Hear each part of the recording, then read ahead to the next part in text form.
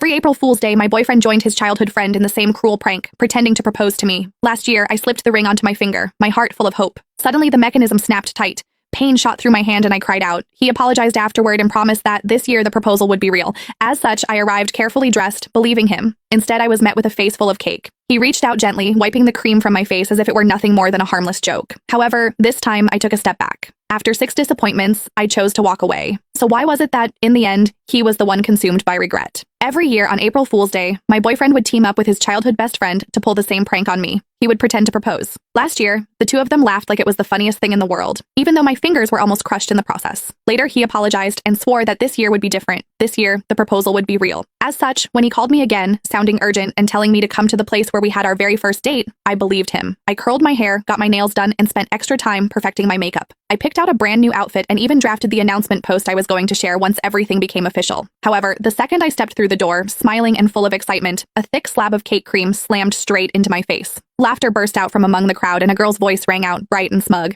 "I told you Whitney would show up, Nolan. You lost." Nolan Jones walked over and, just like always, gently wiped the cream off my face. "You got all dressed up," he said with a soft smile. "It's a shame about the outfit." Then he added, like it was nothing, "I made a bet with the guys about whether I could get you to come. I said you wouldn't.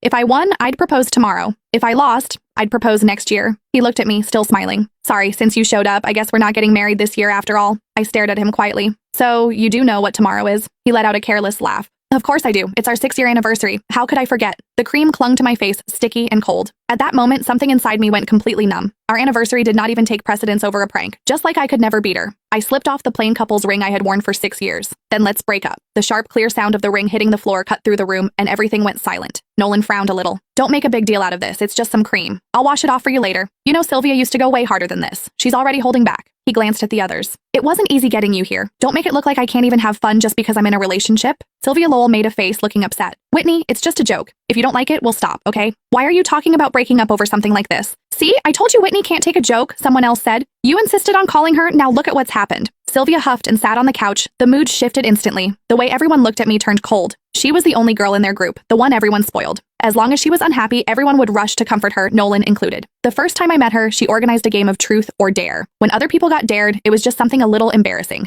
However, when it was my turn, they asked me to do something way out of line in front of everyone. All I said was that it was too much and I did not like it. Sylvia's eyes immediately turned red and she ran out of the room. Everyone ran after her, Nolan too. The welcome party that was supposed to be for me ended with me sitting there alone. He never said anything about it afterward, but from that day on, he never brought me to their gatherings again, unless Sylvia said it was okay. Then Nolan looked at me, his brows pulled tight. "Whitney, apologize to Sylvia." Before, I would have swallowed everything. I would have forced a smile, apologized, and explained myself